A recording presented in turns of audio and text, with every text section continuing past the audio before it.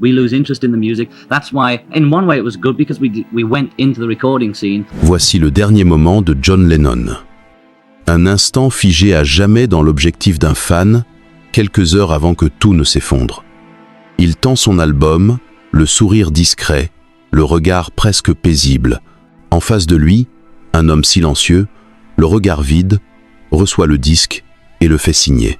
Ce geste banal, cette scène apparemment anodine devant le porche du Dakota Building, deviendra quelques heures plus tard le prologue d'un drame que le monde entier n'oubliera jamais. Ce fan n'était autre que Mark David Chapman, et cet autographe fut le dernier que Lennon ait signé dans sa vie. Il a signé son disque, mais sans le savoir, il venait de signer sa propre disparition.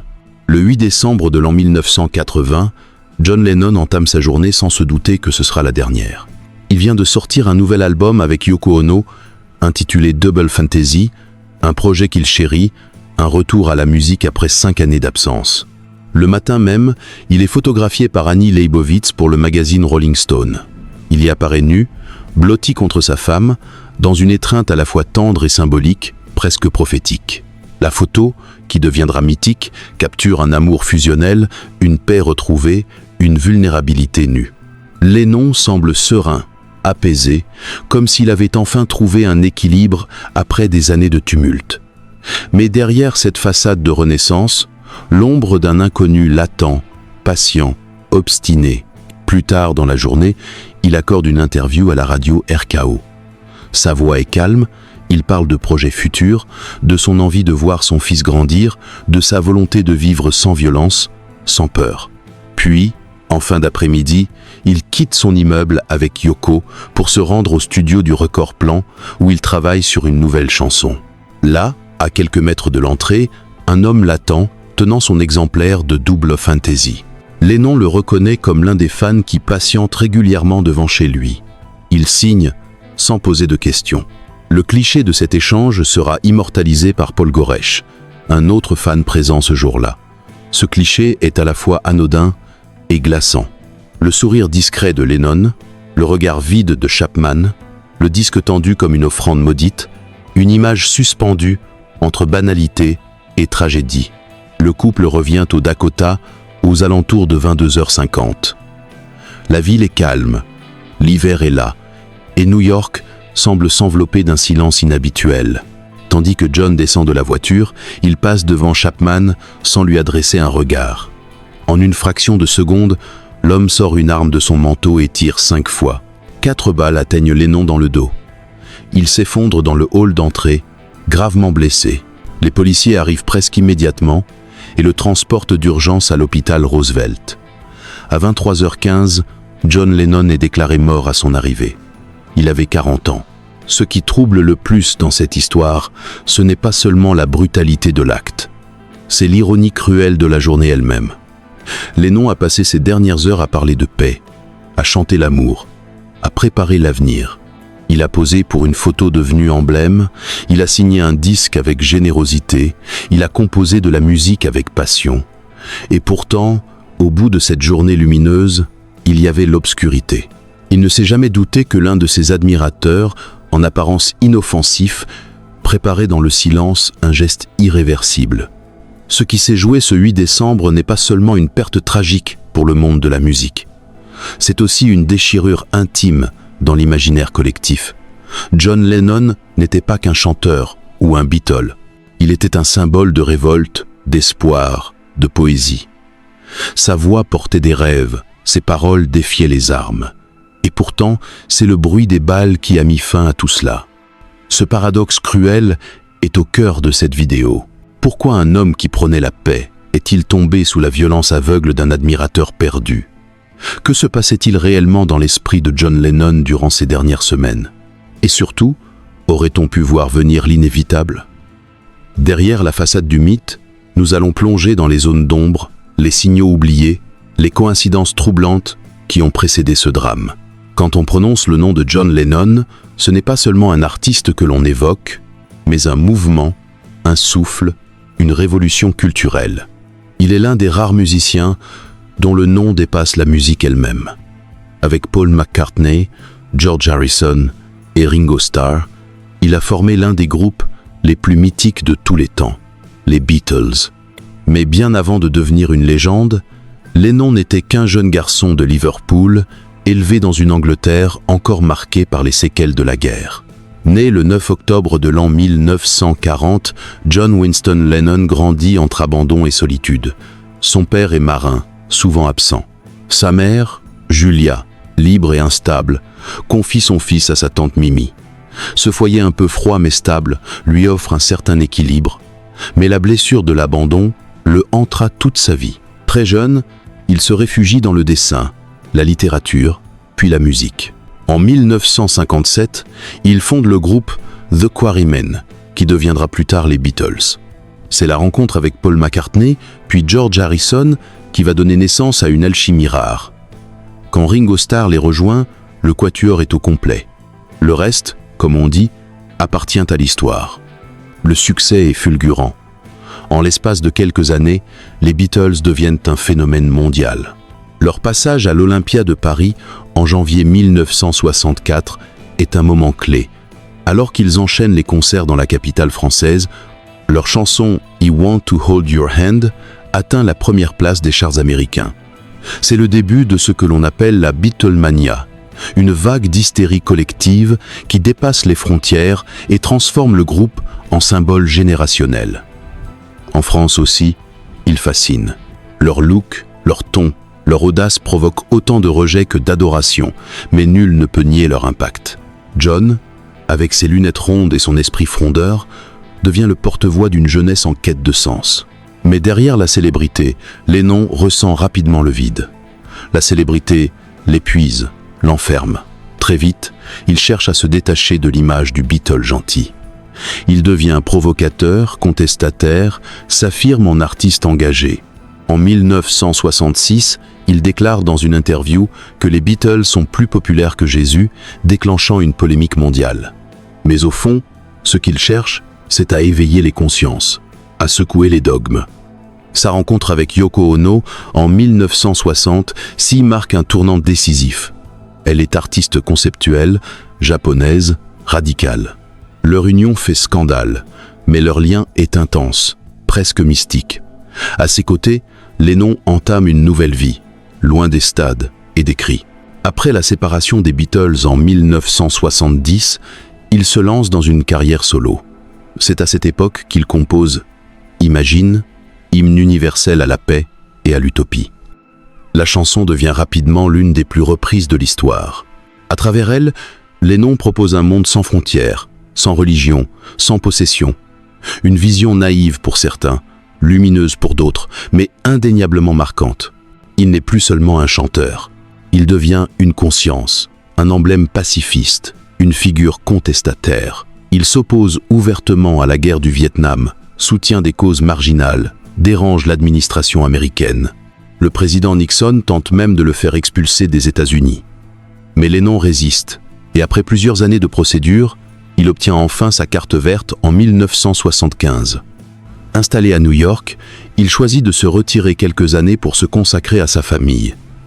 Il devient père au foyer, s'occupe de son fils Sean, cuisine, écrit, médite. Il veut vivre autrement, loin des excès et des projecteurs. Ce retrait volontaire surprend, mais renforce son image de marginal assumé. Pendant 5 ans, il reste silencieux, presque invisible. Et puis, en 1980, il revient. Avec Yoko Ono, il enregistre l'album Double Fantasy, témoignage d'amour et de renaissance. Les chansons parlent de complicité, de maturité, de reconstruction. John semble avoir trouvé la paix intérieure. Il ne crie plus sa colère, il murmure ses espoirs. Mais cette paix retrouvée ne plaît pas à tout le monde. Certains fans ne reconnaissent plus l'idole rebelle. Ils le trouvent domestiqué, changé.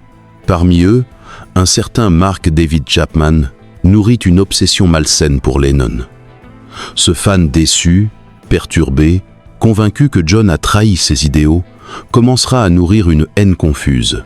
Sans le savoir, Lennon devient la cible d'un esprit brisé, d'un homme prêt à tout pour exister à travers un acte irréversible.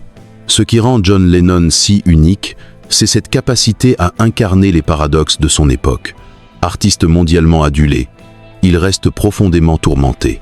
Porte-parole de la paix, Il lutte en permanence contre ses propres démons. Il a tout connu, la gloire, le rejet, l'amour fusionnel, le silence, le retour en grâce. Mais à aucun moment, il n'a cherché à plaire.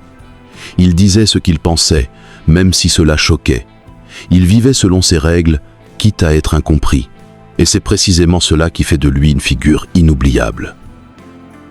Tout commence par des détails presque invisibles, des signaux faibles, épars, que personne ne relie entre eux.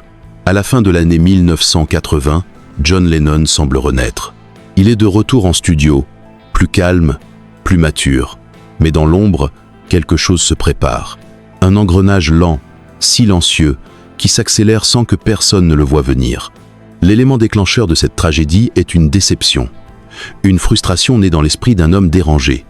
Mark David Chapman. Âgé de 25 ans, cet Américain originaire du Texas nourrit une admiration maladive pour John Lennon depuis son adolescence.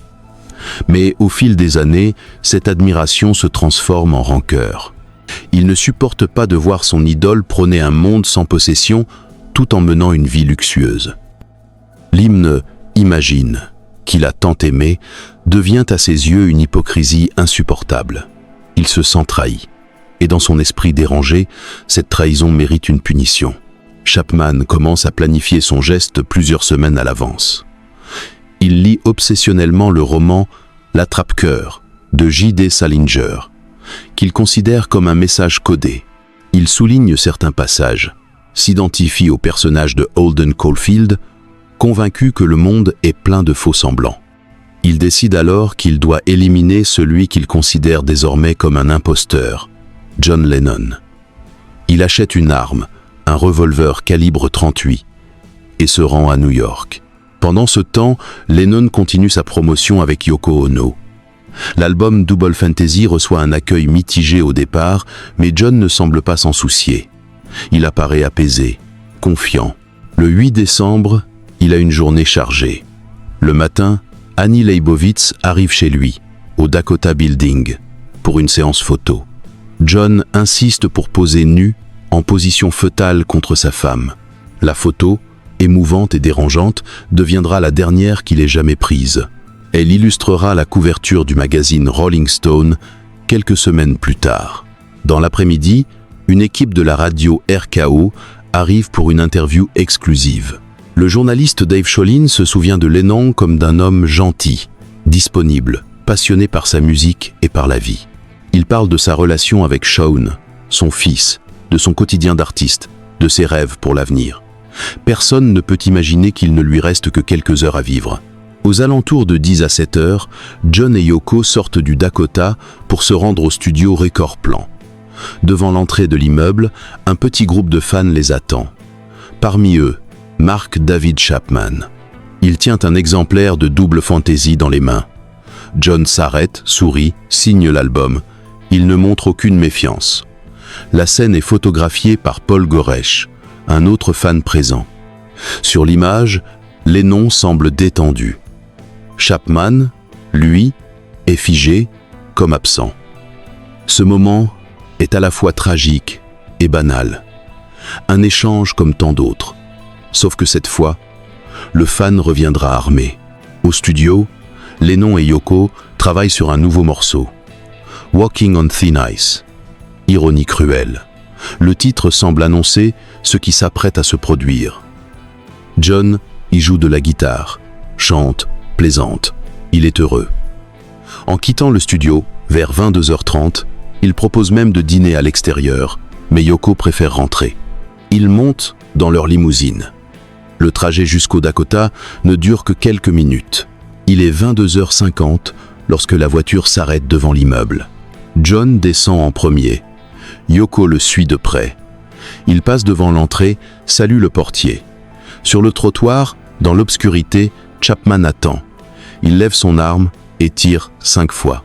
4 balles atteignent Lennon dans le dos et l'épaule. L'une d'elles transperce l'aorte. Il s'effondre dans le hall, gravement blessé. Le portier crie, Yoko hurle. Chapman, quant à lui, reste sur place. Lit tranquillement son exemplaire de L'attrape-cœur. Il n'essaie même pas de fuir. Il attend simplement que la police arrive. 2 officiers sont sur place en moins de 2 minutes. Ils constatent la gravité des blessures et décident de ne pas attendre l'ambulance. Ils soulèvent Lennon, l'installent à l'arrière de leur voiture et foncent vers l'hôpital Roosevelt, situé à moins d'1 kilomètre. Pendant le trajet, l'un des policiers lui parle. « Sais-tu qui tu es ?» Aucun mot ne sort. Lennon est inconscient. Il perd énormément de sang. À 23h15, il est déclaré mort à son arrivée. Aucun geste de réanimation n'a pu le sauver. La nouvelle se répand à une vitesse vertigineuse. Les radios interrompent leur programme. Les chaînes de télévision diffusent des éditions spéciales. Des fans se rassemblent spontanément devant l'hôpital, puis au Dakota. Certains pleurent, d'autres chantent Imagine en boucle. Dans l'incompréhension générale, une question commence à circuler. Pourquoi ? Pourquoi lui ? Pourquoi maintenant ? Pourquoi de cette façon ? Mark David Chapman est immédiatement arrêté, jugé, condamné à la prison à perpétuité. Il dira plus tard qu'il avait envie d'être quelqu'un, que tuer Lennon était une façon d'exister. Il ne montre aucun remords. Sa froideur glace le sang. Mais au-delà de l'acte lui-même, c'est la construction patiente de cette tragédie qui interpelle. Ce n'était pas un coup de folie soudain, mais un projet mûri, répété, préparé. L'ironie sinistre de ce 8 décembre réside dans le contraste entre la lumière et l'ombre. Lennon passait une journée de création, de dialogue, d'amour. Chapman, lui, s'enfonçait dans le silence, nourrissant sa haine, attendant son moment. Ils se sont croisés 2 fois ce jour-là. Une première fois dans la lumière d'un sourire, une deuxième fois dans la violence d'un geste irréversible. Ce point de non-retour, cette fracture, marque l'un des événements les plus traumatisants de l'histoire de la musique moderne. Non seulement parce qu'un homme a perdu la vie, mais parce qu'un symbole s'est effondré. Une voix s'est tue. Et derrière les balles, il y avait la société tout entière, ses déceptions, ses fractures, sa violence latente. Lorsque la nouvelle de la mort de John Lennon éclate dans la nuit du 8 décembre 1980, le monde s'arrête. À New York, la foule afflue rapidement devant le Dakota Building, certains hurlent, d'autres restent silencieux, figés, comme si la réalité venait de se dérober. En quelques heures, les bougies s'allument sur le trottoir, les visages se couvrent de larmes et une ville entière s'enveloppe d'un chagrin lourd, palpable. Mais, au-delà de l'émotion immédiate, ce drame laisse place à un malaise plus profond. Car si John Lennon est tombé sous les balles d'un inconnu, ce geste absurde pose une question vertigineuse. Et si tout cela avait été prévisible ?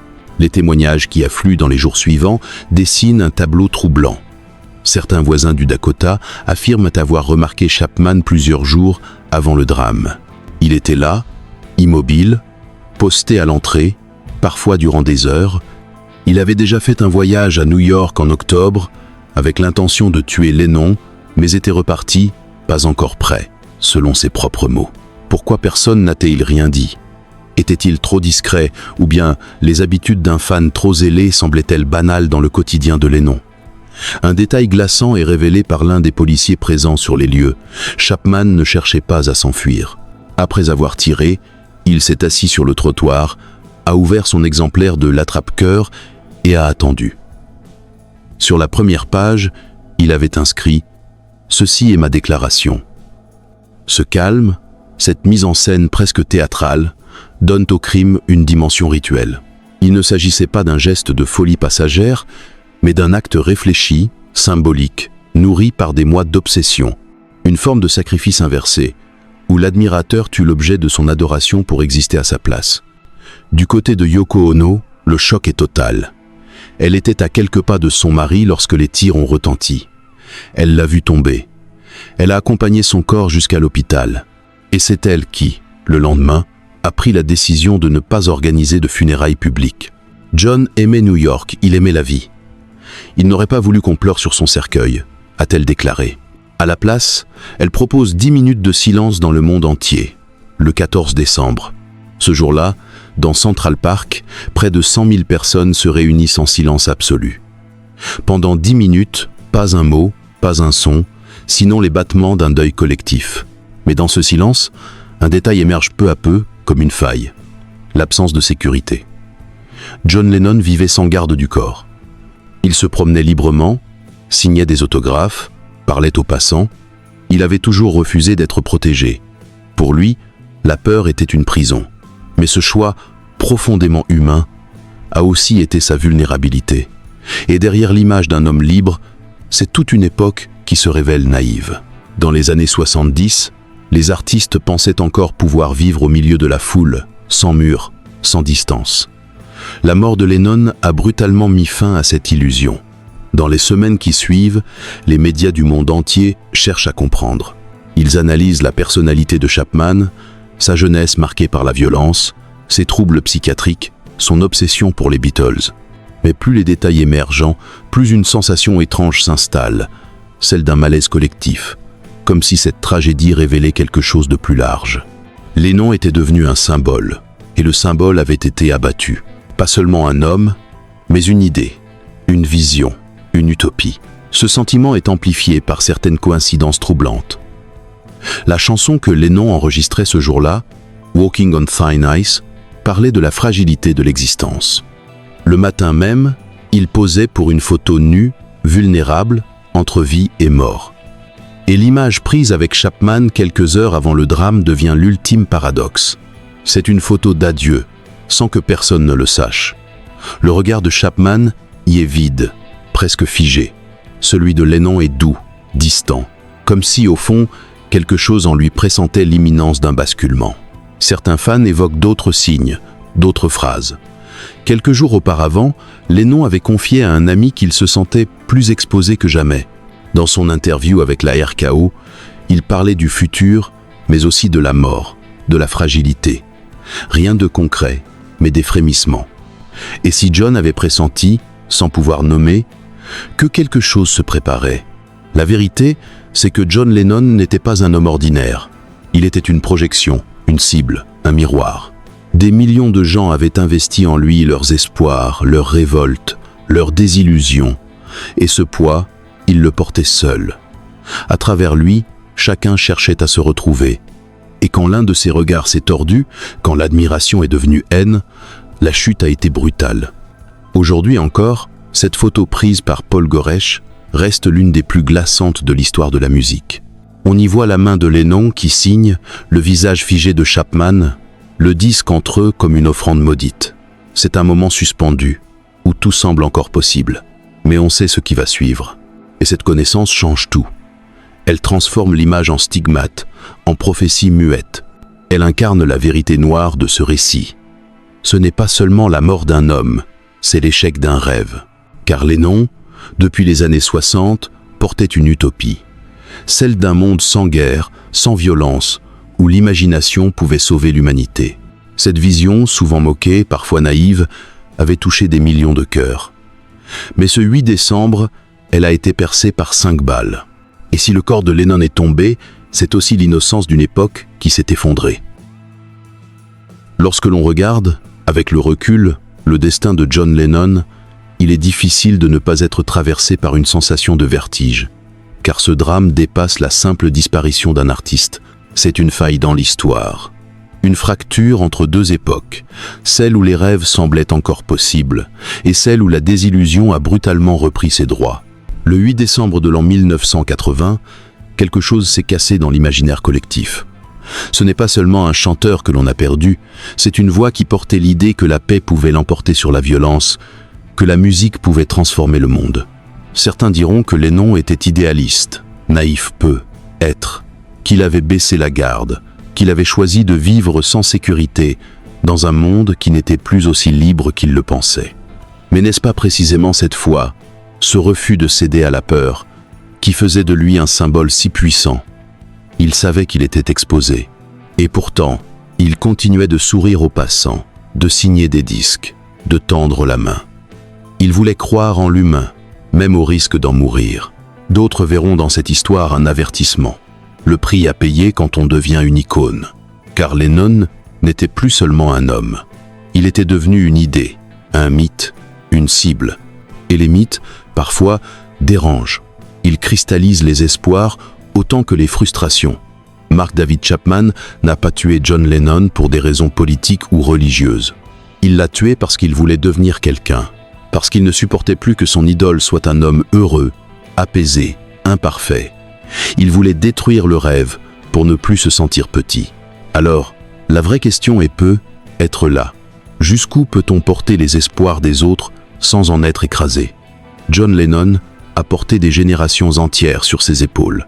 Il a parlé d'amour quand le monde criait à la guerre. Il a prêché la paix au milieu des conflits. Il a osé s'exposer là où tant d'autres se seraient repliés. Et c'est être cela, au fond, qui a dérangé. Aujourd'hui, son héritage est immense.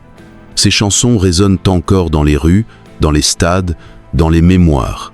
Mais son départ brutal nous rappelle que même les plus grandes lumières peuvent être éteintes dans l'indifférence d'un geste isolé.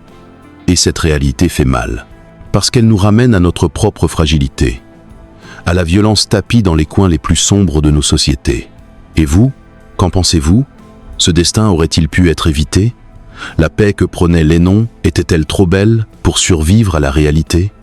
Ou bien est-ce justement parce qu'elle était fragile qu'elle méritait d'être défendue jusqu'au bout? Certains adieux ne font pas de bruit. Ils ne laissent ni discours, ni larmes publiques, ni cortège solennel. Ils s'éteignent dans la nuit, entre deux battements de cœur, comme une note suspendue que personne n'a su retenir. Celui de John Lennon appartient à cette catégorie rare et troublante. Une disparition sans préambule, sans mise en scène. Un simple retour à la maison, une porte franchie, et soudain, le silence. Ce silence que plus rien ne pourra combler. Et pourtant, 40 ans après, son ombre est encore là. Elle traverse les rues de New York, glisse entre les arbres de Central Park, flotte autour du Dakota Building comme un souffle invisible. Chaque 8 décembre, des inconnus se rassemblent autour du mémorial de Strawberry Fields, déposent des fleurs, chantent doucement. Imagine. Il n'y a pas de fanfare, pas de micro, seulement des voix fragiles, des bougies vacillantes, et cette étrange sensation que le temps, lui, n'a jamais vraiment refermé la blessure. John Lennon avait rêvé d'un monde sans frontières, sans haine, sans armes. Il l'avait chanté avec des mots simples, presque enfantins. Et ce rêve, que beaucoup jugeaient naïf, continue de vibrer. Dans un monde toujours secoué par la violence et la division, ces chansons ressemblent à des prières oubliées, à des lettres que l'on relit dans le silence des nuits d'hiver. Elles ne promettent rien, mais elles rappellent que l'utopie n'est pas un mensonge. Elle est une direction, une étoile, un refus de céder. Être-ce cela, le véritable héritage de John Lennon? Non pas ses disques, ni ses trophées, ni même sa célébrité, mais ce souffle, ce murmure obstiné qui dit « Et si, malgré tout, on essayait encore ?» Ce courage de tendre la main, même dans un monde qui la rejette. Cette obstination à croire que la beauté peut exister, même au milieu du chaos. Aujourd'hui, il ne reste plus de Lennon que des images, des refrains, et cette ultime photo, prise quelques heures avant l'irréparable. Il y sourit à un inconnu, offre son nom griffonné sur une pochette, sans savoir qu'il vient d'écrire la dernière ligne de son propre récit. Une offrande, être, ou un acte de confiance, une fois de plus, envers un monde qui ne l'a pas mérité. Mais les étoiles, dit-on, ne meurent jamais vraiment. Elles s'éteignent à nos yeux, mais leur lumière continue de voyager à travers les âges. Être qu'un jour, quelque part, quelqu'un entendra encore la voix de Lennon et comprendra qu'il n'était pas qu'un chanteur. Il était un rappel que même dans la nuit, il est permis de rêver.